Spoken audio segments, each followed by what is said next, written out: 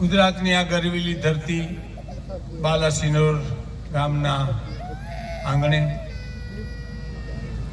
અમારા પ્રમોદભાઈ ગઢવી અમારા બહુ પરમ મિત્ર છે અને સાહિત્યના જાણકાર છે અને સાહિત્યકારોને પોતે બોલાવે છે, એનો પ્લસ પોઈન્ટ છે. બાલાસિનોર એટલે